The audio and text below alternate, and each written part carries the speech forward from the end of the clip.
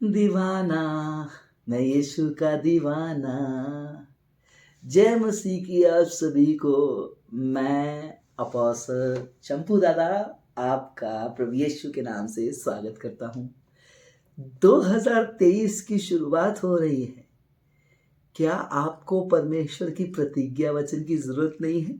तो आइए एक एक करके अपोस्टल चंपू दादा की ओर से, जिसने प्रार्थना करके आपके लिए ये प्रतिज्ञा वचन को लाए हैं, एक एक करके ले लीजिए और 2023 में आपके जीवन में प्रभु की क्या योजना है उसको इस सोरठ के इस प्रतिज्ञा वचन के माध्यम से आप जान सकते हैं। आइए आइए एक एक करके लीजिए। दीवाना दीवाना मैं यीशु का दीवाना। आइए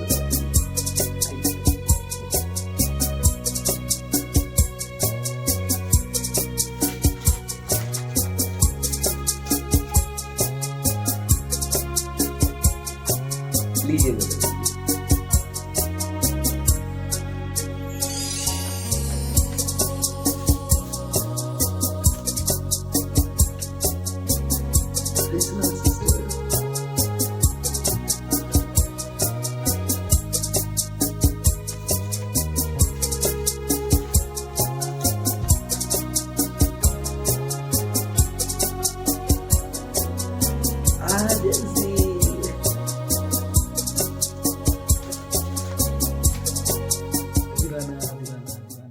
फ्रांसिस, तुम पास्टर्स के खिलाफ बोलते हो, तुमको अच्छा लगता है?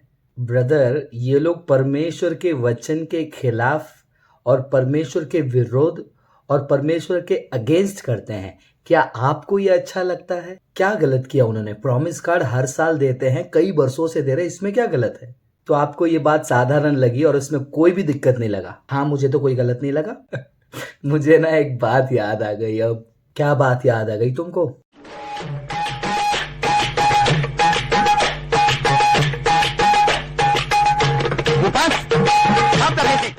ऐसी बात कर रहे हो यार? बिल्कुल सही बात कर रहा हूं मैं। आप मुझे बताइए, ये बिब्लिकल प्रैक्टिस है क्या? ये कब से शुरू हो गई? मतलब ये जो व्यक्ति अपना भविष्य जानने के लिए उस तोते से निकलवाता है और जो सोरठ खेलते हैं स्क्रैच करके लकी ड्रॉ में क्या होगा मेरे साथ, और जो सनशाइन न्यूज़पेपर में पढ़ते हैं अपने राशि के हिसाब से, क्या उस प्रकार परमेश्वर का प्रॉमिस का वर्ड दिया जा रहा है कि अगले साल आपके साथ क्या होगा? तो भाई, आपका कहना यह है कि जो बाइबल में जितना भी ब्लेसिंग्स प्रॉमिस लिखा हुआ है वो बेकार है, उसे हमें लेना नहीं चाहिए, वो बस वैसे ही लिखा हुआ है, वो छोड़ दो। तो क्यों लिखा है बाइबल में? छोड़ दें फिर उसको? नहीं नहीं, आप मुझे बिल्कुल गलत समझ रहे हैं। मैं ये नहीं कह रहा हूँ कि बाइबल में लिखे हुए प्रॉमिस हमारे लिए नहीं है और हमें लेना नहीं चाहिए, लेकिन मैं ये बताने की कोशिश कर रहा हूँ कि जिस तरीके से प्रॉमिस कार्ड बांटा जा रहा है वो तरीका गलत है। मतलब क्या कह रहे हैं आप? मतलब क्या गलत किया इन लोगों ने? वचन ही तो ले रहे हैं, क्या तरीका गलत लगा आपको? बताइए। हाँ, क्या आपने नहीं देखा? कुछ लोग आ रहे हैं, आंखें बंद करके प्लेट में हाथ घुमा रहे हैं और जो वचन उनको हाथ में आया और उनको लगता है कि वो परमेश्वर ने दिया। क्या परमेश्वर ऐसा खेल खेलते हैं कि तुम ढूंढो और तुम्हारे हाथ में जो लगेगा वो ले लो? और एक भाई साहब आ रहे हैं, सीधा निकाले और जेब में डाले, निकल गए। एक आ रहे हैं, वहां पर खड़े होकर प्रार्थना करके निकाल रहे हैं। मतलब क्या प्रतिज्ञा पाने के लिए ऐसे पुराने नियम में लोगों ने बातें की, ऐसे काम किए कि जाओ एक कटोरे में हाथ डाल के घुमाओ, जो तुम्हारे हाथ में लगा? ये तो सोरठ हो गया ना ब्रदर, सरासर। देखो, बात यहाँ पर ज्योतिषी सोरठ वाली नहीं है, आप बहुत ज्यादा सोच रहे हैं। ये जो प्रतिज्ञा वचन लोग लेते हैं, परमेश्वर का वचन को देखकर उनको तसल्ली मिलता है, उनको खुशी मिलती है। इसमें क्या दिक्कत है आपको? आप इस बात को मानते तो हो ना कि वो वचन से उनको एक शांति मिलती है। हाँ, परमेश्वर ने मुझसे ये बात किया, ये आशीष मिलेगी और मुझे एक शांति मिल रही है। बिल्कुल, बहुत सारे लोग प्रतिज्ञा वचन को लेकर खुश तो होते हैं, लेकिन साल भर में उनके साथ क्या होता है आप जानते हो? कितने सारे लोगों को मैंने देखा है, वो प्रतिज्ञा वचन लेते हैं और उसमें आशीष की बात लिखी हुई होती है। 6-7 महीने बीतने के बाद वो दुखी हो जाते हैं और निराश हो जाते हैं, और उनका पास्टर कहता है कि तुम्हारा विश्वास सही नहीं है, इसलिए ये आशीष तुम्हारे जीवन में नहीं आई। तुमने दशमांश नहीं दिया, इसलिए ये आशीष तुम्हारे जीवन में नहीं आई। कुछ जवानों को तो मैंने उस न्यू ईयर के दिन और क्रिसमस के दिन एकदम दुखी होते हुए देखा है कि उनके प्रॉमिस कार्ड में ये लिखा हुआ है कि मैं तुझे ताड़ना दूंगा। वो डर गया कि परमेश्वर मुझे क्या ताड़ना देगा। तो ये प्रॉमिस कार्ड आपका प्रेडिक्शन कार्ड नहीं है, यानी कि ये भविष्य बताने वाला कोई सोरठ नहीं है, या फिर कोई सनशाइन नहीं है, या फिर ज्योतिषी नहीं है, जिस तरीके से आज कलीसिया इसको दे रही है। ब्रदर, आप मेरी बात को नहीं समझ पा रहे हो। देखो, बाइबल में जो भी बातें लिखे हैं परमेश्वर ने, वो तो हमारे लिए लिखा है ना। वचन तो हमारे लिए लिखा है, तो प्रॉमिस भी हमारे हुआ ना। हाँ, मैं मानता हूँ कि बाइबल के जो वचन हैं वो हमारे लिए हैं, जो वायदा है या फिर जो प्रॉमिस है वो हमारे लिए। लेकिन क्या सारे प्रॉमिस हमारे लिए हैं, ये सवाल है यहाँ पर। ब्रदर आप कुछ भी कह लो, ये वचन से एक इंसान को दिलासा जरूर मिलता है और एक आशा जरूर मिलता है। आप उसको तोड़ने की कोशिश कर रहे हो, उसको लेने दो अपना आशा। मैं आपकी बात से बिल्कुल सहमत हूँ ब्रदर कि ये वचन जो है एक इंसान को दिलासा देता है, उसके अंदर एक आशा देता है। लेकिन आशा सच्ची आशा होनी चाहिए, झूठी आशा नहीं। उदाहरण के तौर पर मैं आपको एक वचन बताता हूँ जो ज़्यादातर प्रॉमिस कार्ड में छपते हैं। यिर्मयाह की किताब 29वां अध्याय में लिखा हुआ है 11वां वचन में, यहोवा की वाणी ये है कि जो कल्पनाएं मैं तुम्हारे विषय में करता हूँ उन्हें मैं जानता हूँ, वो तुम्हारे लिए हानि की नहीं कुशलता की है। अब ये वचन सुनने के लिए अच्छा लग रहा है, थोड़ा दिन के लिए तसल्ली मिलता है, लेकिन जब भी आप बाइबल पढ़ते हो मेरे भाई साहब, वो वचन का एक संदर्भ होता है, एक कॉन्टेक्स्ट होता है। आपको ये जानना है कि वो वचन किसको किसके लिए कहा गया, क्या वो आज मेरे ऊपर लागू हो रहा है। यार तुम्हारा हमेशा कॉन्टेक्स्ट संदर्भ चलता है, तो अब क्या प्रॉमिस में जो वादा वाला वचन है परमेश्वर का, उसमें भी जाके मैं कॉन्टेक्स्ट ढूंढूं? जी बिल्कुल ब्रदर, उस वचन का कॉन्टेक्स्ट पढ़ना बहुत जरूरी है। आपको ये जानना पड़ेगा कि जो आप प्रॉमिस या जो वायदा आप पुराने नियम से उठा रहे हो वो किसको कहा गया, कब कहा गया, किस हालात परिस्थिति में कही गई, क्या आज हमारे ऊपर लागू होता है, ये सब जानना बहुत जरूरी है। नहीं तो क्या होगा, जो वादा हमारे लिए नहीं किया गया वो वादे को अगर हम उठा के रख लेंगे और उसके ऊपर हम प्रार्थना करेंगे और वो पूरा नहीं होगा, पूरा नहीं होने से हम अपने आप को क्या करेंगे, कोसने लगेंगे। हम अपने आप से सवाल पूछने लगेंगे, क्या मेरे विश्वास में कोई कमजोरी है? विश्वास में यहाँ पर कमजोरी नहीं है, यहाँ पर मूर्खता है। यानी कि जो मेरे लिए लागू नहीं होता है उस चीज को मैं पकड़ कर पूरा करो कर रहा हूँ। तो जो यिर्मयाह 29वां अध्याय का जो परमेश्वर का वादा है वो मैं नहीं ले सकता हूँ, उसका भी कॉन्टेक्स्ट देखना पड़ेगा मुझे। जी बिल्कुल, अगर आप यही यिर्मयाह 29वां अध्याय 11 वचन का जो मैंने बताया था, उसका अगर आप कॉन्टेक्स्ट पढ़ोगे, पहले वचन में पढ़िए परमेश्वर किससे बात कर रहा है। विशेष करके आप चौथा वचन से संदर्भ शुरू होता है वो पढ़िए, परमेश्वर की वाणी किसको जा रही है, जो यरूशलेम से बाबिलोन के लिए निर्वास होकर या फिर गुलाम होकर वहां पर देश से यहाँ पर आ गए हैं, उनके पास ये बातें कह रहे हैं। और ये जो वादा है ये कब परिपूर्ण हुआ या फिर इसको कब स्मरण किया गया, अगर आप कंटिन्यू करके पढ़ेंगे तो आपको पता चलेगा इसके बीच में 70 साल का गैप है। अब आप मुझे बताइए, ये जो 70 साल का गैप का ये जो इनका इंतजार था, क्या आप अपने लाइफ में इसको लागू करेंगे? तो ठीक है भाई, ये वचन को छोड़ देता हूं फिर मैं। चलो भाई, यिर्मयाह 29वां अध्याय हमारे लिए नहीं है, बाइबल में नहीं है, ऐसे ही रखा है, उसको छोड़ दो। चलो, ये वचन को छोड़ना नहीं है, ये वचन से हमें शिक्षा मिलती है। देखिए बाइबल में बहुत सारे वादे हैं वो हम ले सकते हैं। उदाहरण के तौर पर नए नियम में यीशु मसीह ने कहा कि दुनिया के अंत तक मैं तुम्हारे साथ हूँ। और कई सारे ऐसे वादा किया, पवित्र आत्मा देने का वादा किया, वो हमें सिखाएगा चलाएगा। ये सारे ब्लेसिंग्स पे हम फोकस क्यों नहीं करते हैं?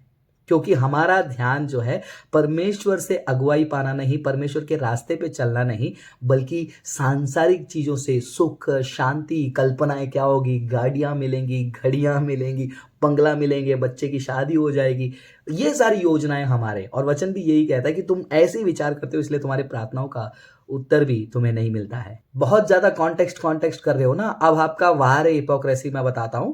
आप ओल्ड टेस्टामेंट में आपने संदर्भ कॉन्टेक्स्ट की बात की और कही वो वादा हमारे लिए लागू नहीं होता है, तो नए नियम में यीशु ने जो बात की थी वो आपसे थोड़ी की थी, वो तो चेले से की थी। तो चेलों का कॉन्टेक्स्ट ना, तो वो भी हमारे लिए कहाँ लागू होगा? फिर छोड़ दो नए नियम की बातें भी। आपको लगता है आपने काफी स्मार्ट सवाल पूछा। जी बिल्कुल, यीशु मसीह ने वहां पर उस समय में चेलों से बात किया। तो इसका मतलब क्या हम सुसमाचार बांटना छोड़ दें क्योंकि ग्रेट कमीशन भी आपको नहीं दी गई थी, चेलों को दी गई थी? बपतिस्मा लेना छोड़ दें क्योंकि वो चेलों को बताई गई थी, हमको नहीं? तो मेरे प्रिय भाई, थोड़ा जोश में आकर ऐसा सोचना नहीं होता है। आपको समझना है बाइबल किस तरीके से प्रस्तुत करती है अपने आप को। बाइबल में दो चीजें होती है, एक होता है डिस्क्रिप्टिव यानी कि जो वर्णित है, और जो दूसरा होता है प्रिस्क्रिप्टिव यानी कि जो करना है। तो जो पुराने नियम की बातें हैं वो प्रिस्क्रिप्टिव बहुत कम होती है, ज़्यादा डिस्क्रिप्टिव होती है। यानी कि पुराने नियम में जो घटना घटी उसको वर्णन किया गया है, हालांकि नए नियम में प्रिस्क्राइब किया गया है ताकि चेलों के द्वारा उसके बाद भी वो बात आगे बढ़े। अब मैं एक और इंटरेस्टिंग चीज़ बताता हूँ आपको।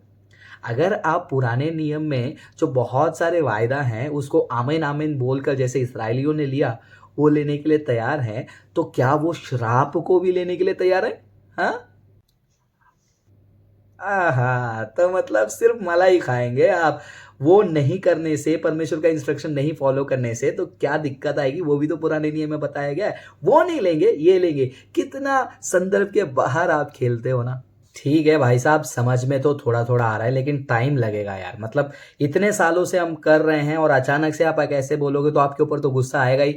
तो ठीक है, कोई सुझाव वगैरह है तो दे दीजिए, उसके ऊपर मैं सोच विचार करूँगा। ज़रूर, मैं तो सजेशन दूँगा, लेकिन ये जो सुझाव अब मैं देने जा रहा हूँ, वो सबके लिए नहीं है। बस उन्हीं कलीसिया, उन्हीं पास्टर्स और बिलीवर्स के लिए है, जो परमेश्वर के वचन को ऊपर रखते हैं, ना ही इंसान को, और ना ही हम इतने साल से कर रहे हैं, ये कौन है पूछने वाला, ये कौन है बोलने वाला, ऐसे लोगों के लिए नहीं। ऐसे लोगों का कमेंट्स में स्वागत है, मुझे गाली देने के लिए और मुझे भला-बुरा कहने के लिए।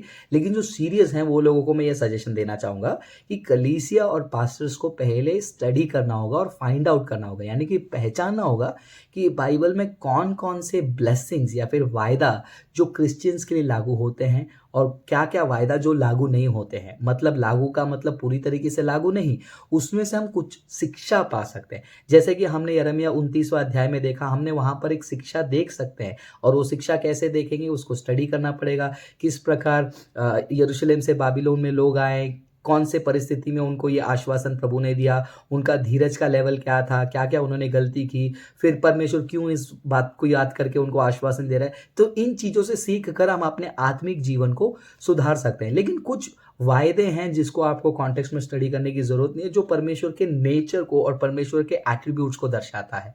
कुछ वायदा है जहाँ पर परमेश्वर कहता है कि मैं तेरे साथ हूँ, जैसे माता सँभालती है, मैं तुझे सँभालूँगा। परमेश्वर का वचन है कि वो हमें पहले ही चुन लिया। तो ये सारे ब्लेसिंग्स, ये सारे प्रॉमिस परमेश्वर के नेचर और एट्रिब्यूट से जुड़ी हुई है। ये हम डायरेक्टली हमारे लिए लागू करवा सकते हैं। नए नियम में यीशु मसीह ने कहा कि मैं तुम्हारे साथ हूँ, पवित्र आत्मा तुम्हारे अंदर है, वो वास करेंगे, गाइड करेंगे। ये भी एक ब्लेसिंग्स हैं। और जब भी हम चूक करने के लिए जाते हैं, पवित्र आत्मा हमको गाइड करते हैं, ये भी एक ब्लेसिंग्स है। ये वायदा को जो है हम डायरेक्टली ले सकते हैं। और जो वायदा ओल्ड टेस्टमेंट का है, हमें देखना है कि वो किस व्यक्ति के लिए दिया गया, क्यों दिया गया और उसमें से हमें शिक्षा क्या मिलती है।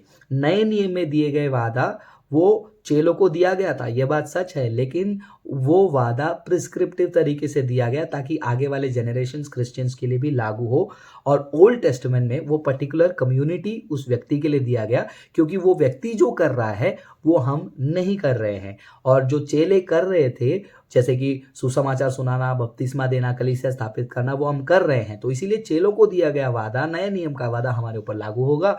पुराने नियम के काम हम रिपीट नहीं कर सकते, इसीलिए वो वादा उनके जीवन में जैसे दिया गया वो हमारे जीवन में नहीं होगा। तो ये सुझाव है मेरा कलीसिया के लिए। तो कलीसिया, अगर आप इस प्रैक्टिस में हैं, इस प्रैक्टिस को रोकिए, क्योंकि ये दुनिया की रीति के अनुसार ज्योतिषी के समान है और लोग उसको ज्योतिषी के कार्ड के हिसाब से ले रहे हैं। परमेश्वर के वचन के साथ ऐसा मजाक मत करिए। मुझे गाली देना है, आपका स्वागत है कमेंट में। अगर आप सच में इस वीडियो के माध्यम से सच्चाई को जाने हैं तो अपनी कलीसिया में बदलावट लाइए। मुझे कमेंट्स में बताने की ज़रूरत नहीं है। प्रभु इसमें आपको आगे बढ़ाएगा और आपकी कलीसिया को आगे बढ़ाएगा। गॉड ब्लेस यू और एडवांस में आप सभी को मेरी क्रिसमस और हैप्पी न्यू ईयर।